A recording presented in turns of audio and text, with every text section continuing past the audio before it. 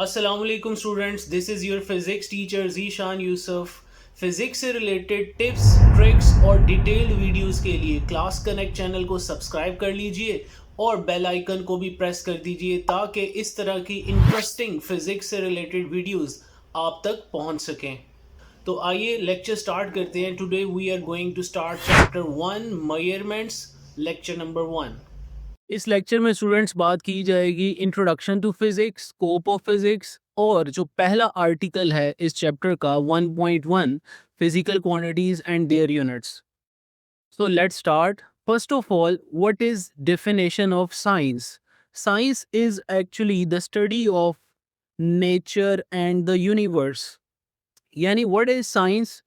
इंसान ने जो साइंस डेवलप की है वो अपनी रोज़मर्रा ज़िंदगी में अपने गिरदो नवाह में देखते हुए उसने चीज़ों को ऑब्ज़र्व किया है।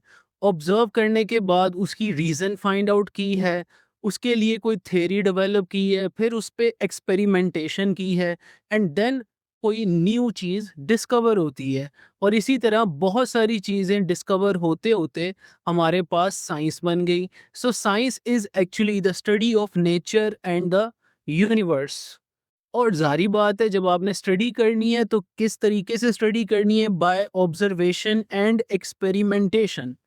यानी जब भी आप कोई चीज़ ऑब्जर्व करेंगे अपने इर्द गिर्द की दुनिया को देखते हुए, तो उस पे आप एक्सपेरिमेंटेशन करेंगे। एक्सपेरिमेंटेशन के बाद आप उसकी रीज़न फाइंड आउट करेंगे and you will discover a new rule, a new fact of science. So I can define science in a single word: natural philosophy. Natural philosophy means the study of nature. So we can define science: it is the systematical study of nature and the physical universe through observation, experimentation and reasoning. Next, with the passage of time जब science का knowledge बहुत ज़्यादा वसी हो गया तो इसको हमने दो ग्रुप्स में डिवाइड कर दिया। Number one is physical science. Physical science is actually the study of non living things. इसमें स्टूडेंट्स फिजिक्स भी आ जाएगा, केमिस्ट्री आ जाएगा, जियोलॉजी आ जाएगा, एस्ट्रोनॉमी आ जाएगा। यानी साइंस की वो फील्ड, वो ब्रांच जिसमें हम डिस्कस करते हैं या स्टडी करते हैं नॉन लिविंग थिंग्स को, उसको हम फिजिकल साइंस कहते हैं।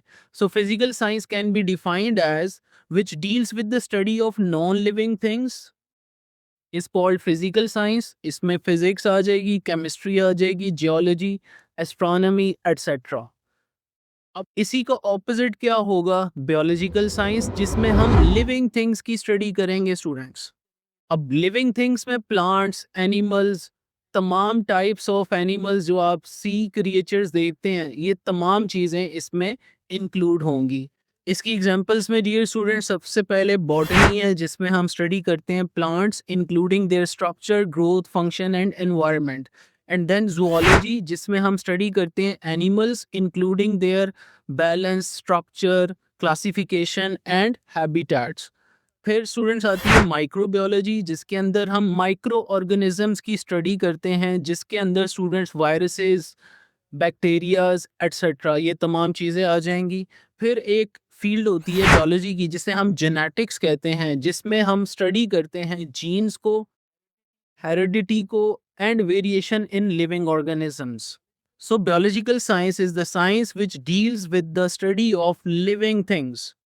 For example, botany, zoology, microbiology, genetics, etc. अब हम फिजिक्स के इंट्रोडक्शन की तरफ मूव करने जा रहे हैं स्टूडेंट्स। इंट्रोडक्शन टू फिजिक्स में first of all we define physics. Physics is the branch of science that deals with the matter, energy and their mutual relationship और इंटरेक्शन, यू कैन से। यानी at the centre you can see here is matter, energy are always interconnected to each other। और physics में हम इन्हीं दो terms और इनका interconnection जो है इसको डिटेल से स्टडी करते हैं। फर्स्ट ऑफ ऑल आपको पता होना चाहिए मैटर क्या होता है। स्टूडेंट्स, मैटर हर उस चीज़ को कहते हैं जिसका कुछ मास होता है और वो कुछ स्पेस ऑक्यूपाई करता है। मास क्या होता है? Mass is the quantity of matter. यानी आप कोई भी मैटर ले लो, उसके अंदर जो क्वांटिटी ऑफ मैटर है उसको हम मास बोलते हैं। फिर मैटर की बेसिकली तीन टाइप्स होती हैं: सॉलिड, लिक्विड एंड गैस। जैसा कि आप जानते हैं सॉलिड्स का फिक्स शेप होता है और फिक्स वॉल्यूम होता है, लेकिन लिक्विड्स का फिक्स शेप नहीं होता। यानी लिक्विड्स को आप जिस कंटेनर में डालेंगे ये उसी कंटेनर की शेप को ले लेगा। यानी इसकी शेप फिक्स नहीं है लेकिन इसका वॉल्यूम ज़रूर फिक्स है। लेकिन अगर आप गैसेस की बात करें तो ना इनकी शेप फिक्स होती है ना ही इनका वॉल्यूम फिक्स होता है। और फिर अगर हम एनर्जी की बात करें, एनर्जी इज द एबिलिटी और capacity of a body to do work. यानी अगर किसी बॉडी के अंदर काम करने की सलाहियत मौजूद है तो we will say it has certain kind of energy. जैसा कि लाइट एनर्जी होती है in the form of electromagnetic radiation, फिर हीट एनर्जी को हम थर्मल एनर्जी कहते हैं। इलेक्ट्रिसिटी में इलेक्ट्रिकल एनर्जी होती है जो कि फ्लो ऑफ चार्ज कहलाता है इलेक्ट्रिसिटी में। यानी किसी वायर में जब करंट पास होता है तो डेफिनेटली वो हीट भी प्रोड्यूस करता है। देन मोशन की वजह से जो एनर्जी होती है that is known as kinetic energy.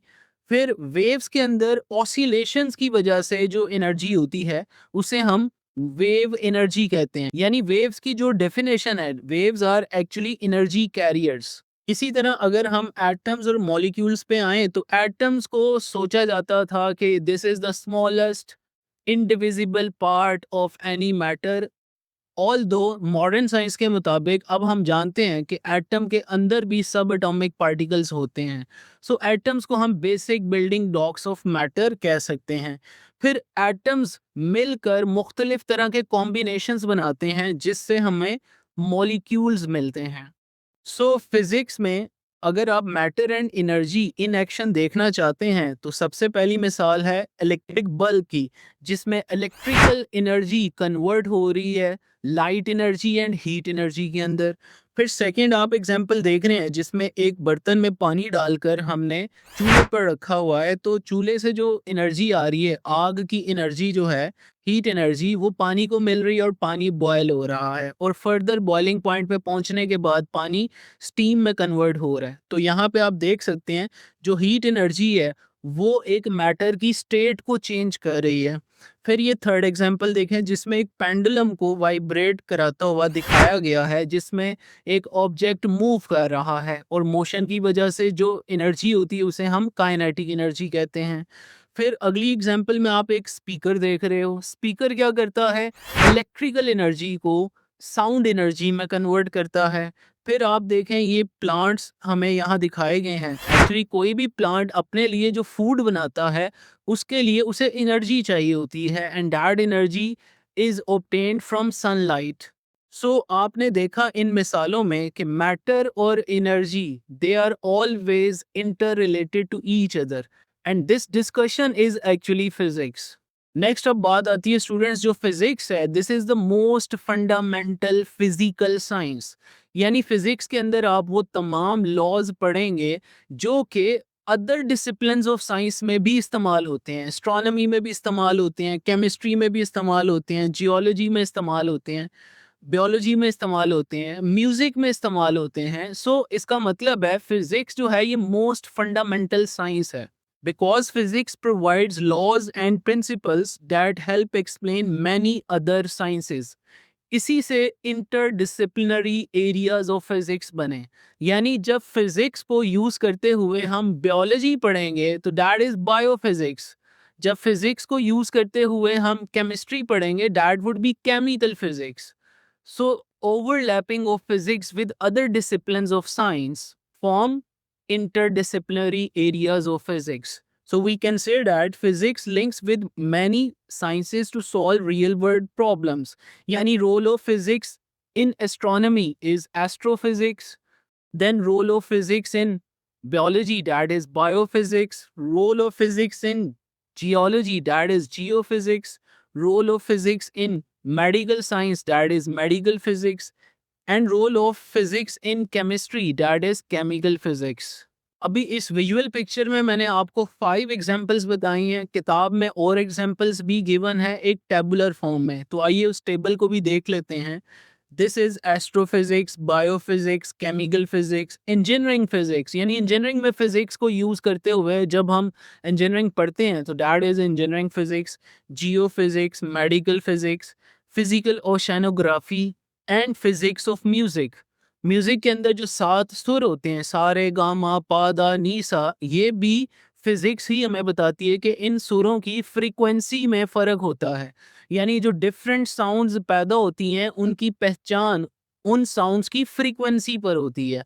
बाकी फिर हम डिटेल से जब साउंड का चैप्टर पढ़ेंगे, वहाँ पे जाके डिस्कशन की जाएगी। नेक्स्ट हम बात करेंगे scope of physics. Physics transforms ideas into useful tools, technologies and comforts of everyday life. इसमें आप देख सकते हैं, चाहे आप बल्ब यूज कर रहे हैं और उससे लाइट ले रहे हैं, पंखा यूज कर रहे हैं उससे आपको हवा मिल रही है, आप फ्रिज यूज कर रहे हैं चीज़ों को ठंडा करने के लिए, माइक्रोवेव ओवन यूज कर रहे हैं चीज़ों को गर्म करने के लिए, सैटेलाइट्स के ज़रिए आपके ये सारे मोबाइल फ़ोन कॉल्स और इंटरनेट चल रहा है। इसी तरह बहुत ही ज़बरदस्त मीन्स ऑफ ट्रांसपोर्टेशन फ़िज़िक्स ने डेवलप की हैं, जैसे एरोप्लेन आ गया, कार्स आ गई, बुलेट ट्रेन्स आ गई। फिर मेडिसिन के अंदर टेस्टिंग के लिए फ़िज़िक्स ने ऐसी-ऐसी मशीन्स बनाई हैं जिससे हम इंटरनली जो बॉडी के अंदर कहीं ट्यूमर या कैंसर सेल्स मौजूद हैं, तो उनकी डिटेक्शन के लिए हम सीटी स्कैन, एमआरआई वगैरह टेक्निक्स डेवलप करते हैं। फिर आपके पास आ जाती है इंजीनियरिंग, जिसके अंदर आप कंस्ट्रक्शन आ जाती है, बड़े-बड़े पुल आप जो देखते हैं, स्काई स्क्रैपर्स देखते हैं, इसके अंदर भी फिज़िक्स का रोल है। फिर रोबोटिक्स आ गया जो कि आज के ज़माने की फ़ील्ड है रोबोटिक्स। और फिर फिज़िक्स सस्टेनेबिलिटी पे भी काम करती है, यानी ऐसे एनर्जी सोर्सेज़ को डेवलप करना जो कि हमारे माहौल को ज़्यादा डिस्टर्ब ना करते हों।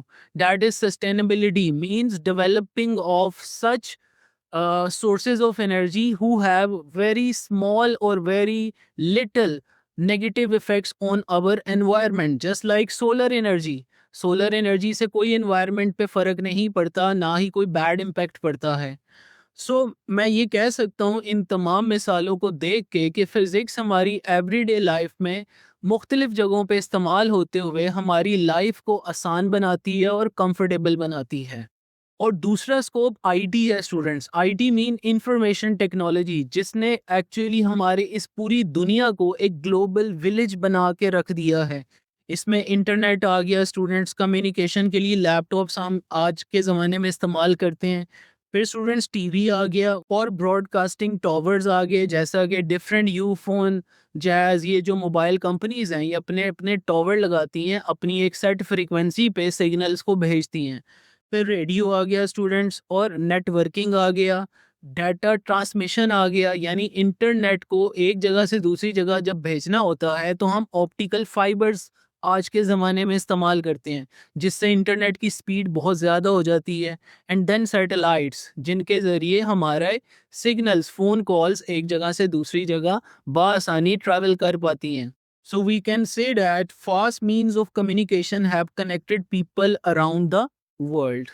नेक्स्ट पॉइंट बड़ा इंपॉर्टेंट है स्टूडेंट्स, के फिजिक्स जो है वो एक एक्सपेरिमेंटल साइंस है। इसमें हम खाली ख्याली बातों पे काम नहीं करते हैं। हाँ, थ्योरेटिकल साइंटिस्ट होते हैं जो कि पहले अपने दिमाग में ख्याल डेवलप करते हैं, फिर उस ख्याल को, उस थॉट को चेक करने के लिए एक्सपेरिमेंट करते हैं। अगर तो एक्सपेरिमेंट में वही रिजल्ट्स आ जाते हैं जो कि उसने अपने ख्याल में सोचे होते हैं, तो वही थ्योरी एक लॉ बन जाता है। जैसा कि आपने 9th क्लास में साइंटिफिक मेथड डियर स्टूडेंट्स पढ़ा होगा। So we can say that physics is an experimental science. Accurate measurement of physical quantities is essential. जारी बात है, जब आप फिजिक्स को एक्सपेरिमेंटल साइंस कह रहे हो तो हमें चीज़ों को मेजर करने के तरीके भी आने चाहिए। इसीलिए फिजिक्स जब भी आप किसी लेवल पे पढ़ते हो तो जो पहला चैप्टर होता है दैट इज ऑलवेज मेजरमेंट्स। थोड़ा सा हम साइंटिफिक मेथड को रिकॉल कर लेते हैं जो कि आप 9th क्लास में पढ़ के आते हैं कि किसी भी साइंटिफिक मेथड में सबसे पहला स्टेप होता है ऑब्जर्वेशन। इंसान कोई चीज़ ऑब्जर्व करता है, फिर उसके दिमाग में क्वेश्चन आता है कि यार ये चीज़ जो मैंने ऑब्जर्व की है ये कैसे हो रही है, क्यों हो रही है। और फिर उसके बारे में उसके दिमाग में एक मफरूज़ा आता है, एक हाइपोथेसिस आता है।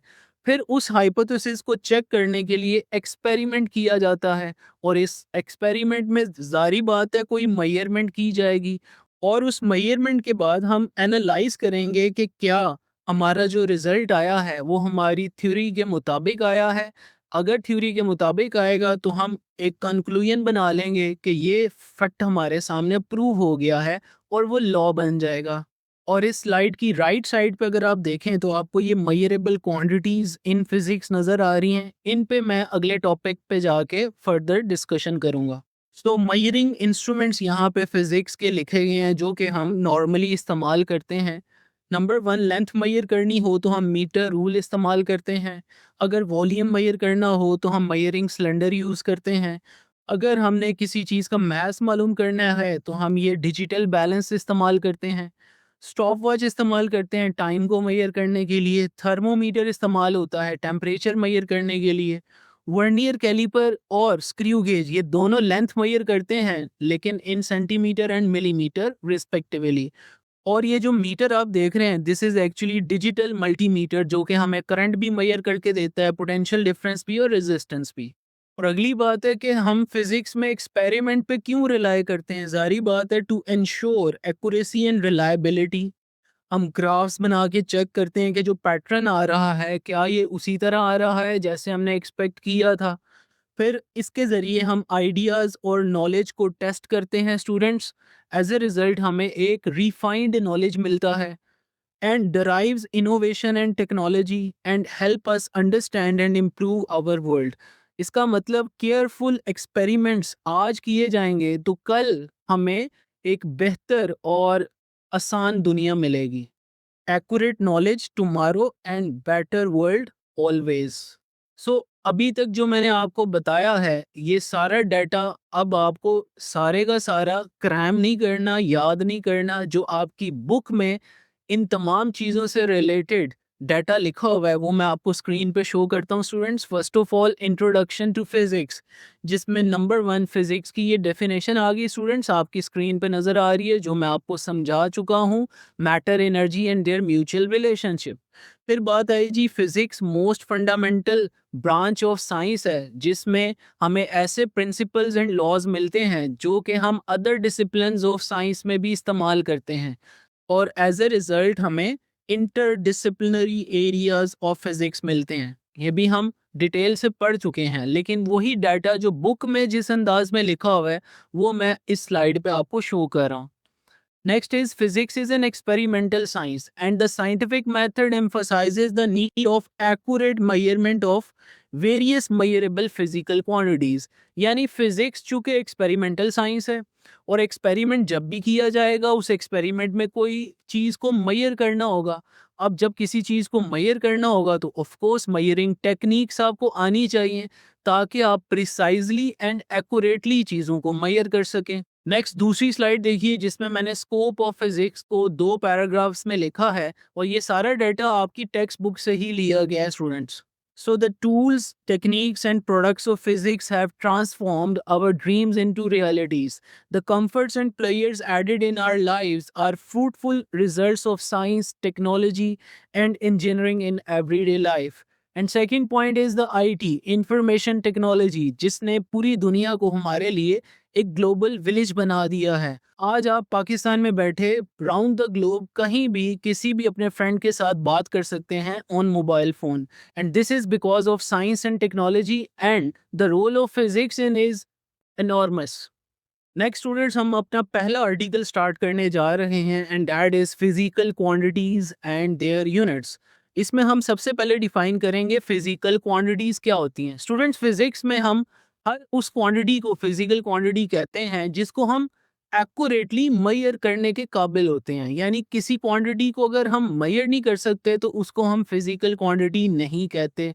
सो we can say that all measurable quantities in terms of which laws of physics are expressed are called physical quantities। जारी बात है फिजिक्स में कोई भी लॉज या रूल्स बनाने होंगे तो उन लॉज और रूल्स को मैथमेटिकली एक्सप्रेस करने के लिए हमें कुछ फिजिकल क्वांटिटीज की ज़रूरत होती है and those physical quantities must be measurable.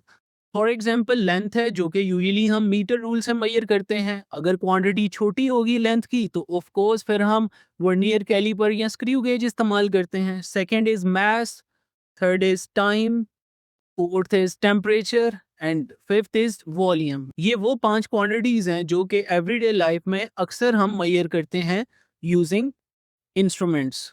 यहाँ तक हमने फिजिकल क्वांटिटी को तो समझ लिया, लेकिन फिर फिजिकल क्वांटिटीज की तादाद फिजिक्स में अनलिमिटेड है। तो अनलिमिटेड क्वांटिटीज को मेजर करने के लिए पहले कुछ फिजिकल क्वांटिटीज को बेस बनाया जाता है, उनको मेजर करने का स्टैंडर्ड डिफाइन किया जाता है।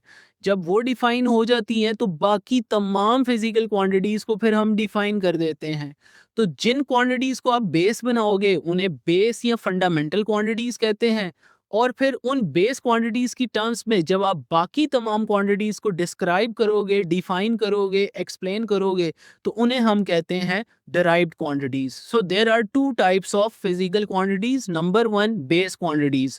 बेस क्वांटिटीज की अपनी डेफिनेशन होती है, इनकी डेफिनेशन किसी और क्वांटिटी पर डिपेंड नहीं करती।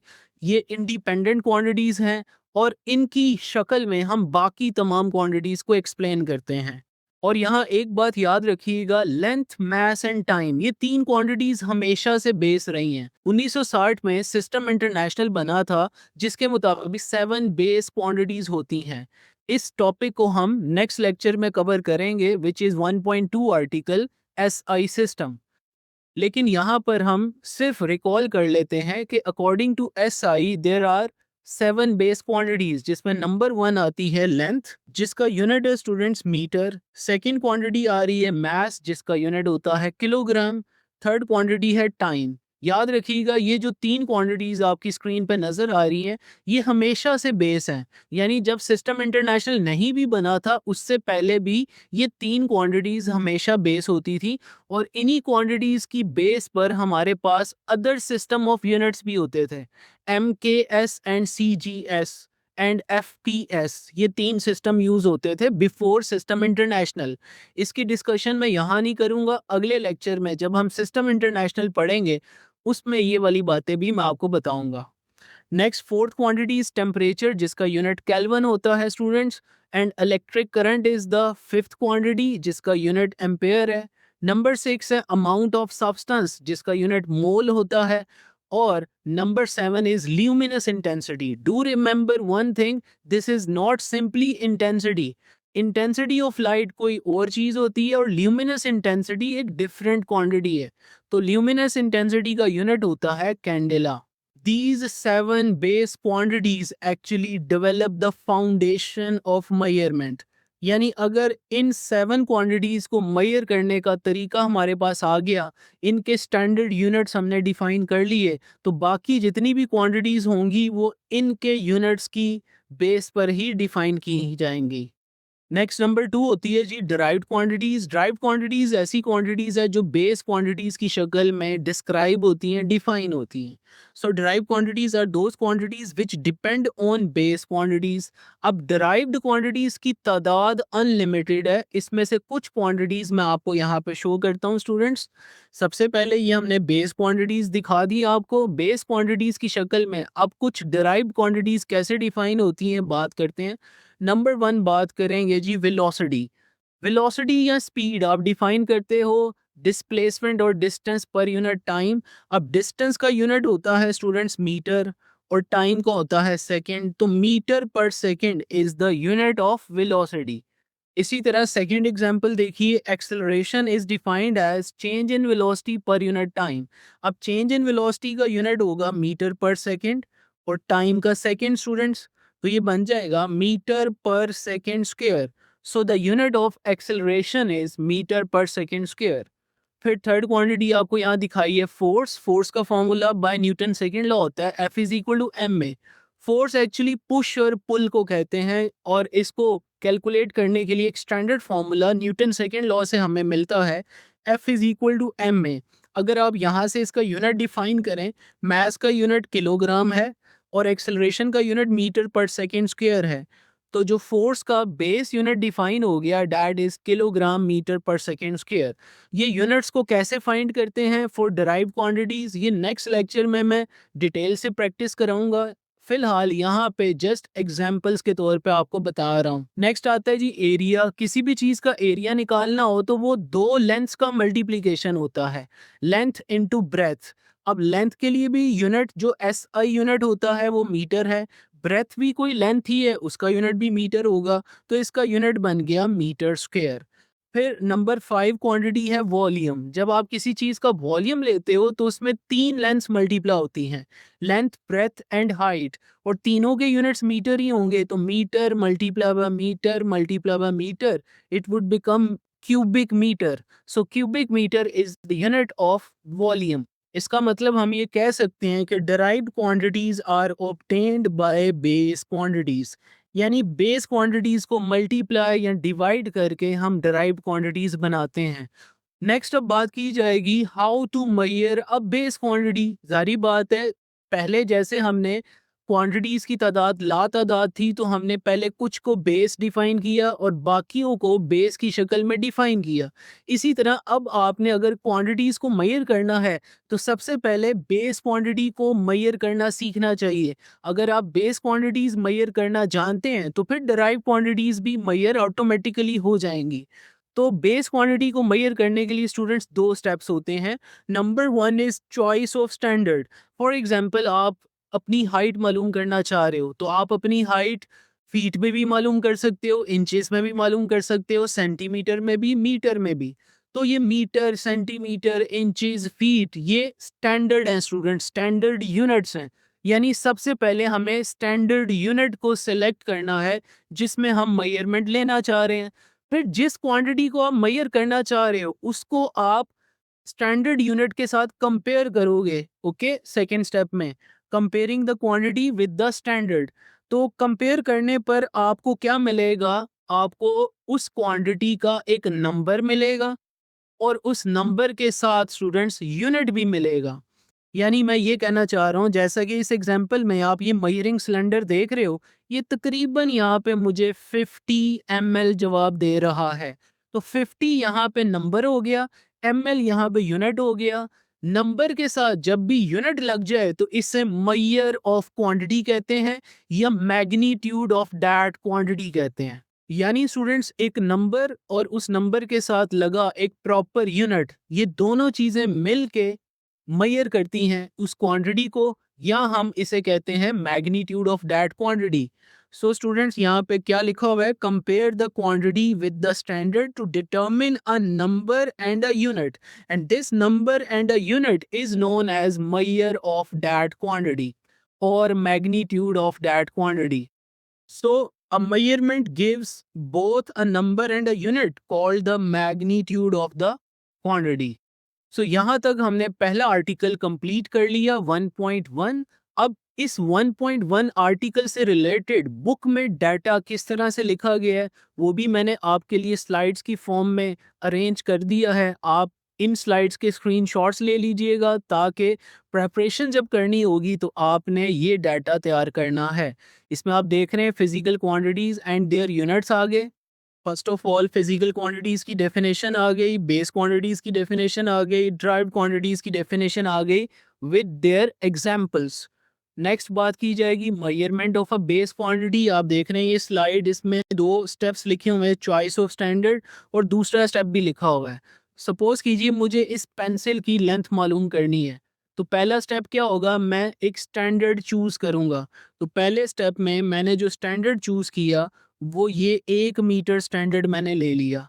अब इस पेंसिल को कंपेयर करेंगे 1 मीटर के साथ तो हमें नंबर और यूनिट मिलेगा जिसे हम मैग्नीट्यूड ऑफ लेंथ कहेंगे।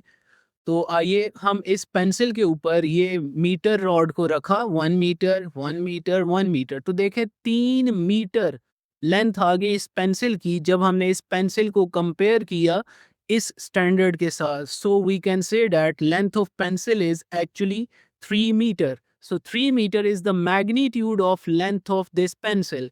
ये एक्चुअली कोई ऐसी पेंसिल नहीं है जो कि आप नॉर्मली लिखने के लिए इस्तेमाल करते हैं। 3 मीटर लंबी पेंसिल का मतलब है ये कोई डेकोरेशन पीस टाइप की पेंसिल होगी जिसकी लेंथ 3 मीटर आ रही है। तो यहाँ तक स्टूडेंट्स हमारा फर्स्ट लेक्चर फिनिश हुआ। अगर ये वीडियो पसंद आई है तो इस वीडियो को लाइक करें, शेयर करें, और अगर मेरे चैनल पे न्यू है तो इस चैनल को सब्सक्राइब करें ताकि इस तरह की interesting useful videos about physics आप तक पहुंच सकें।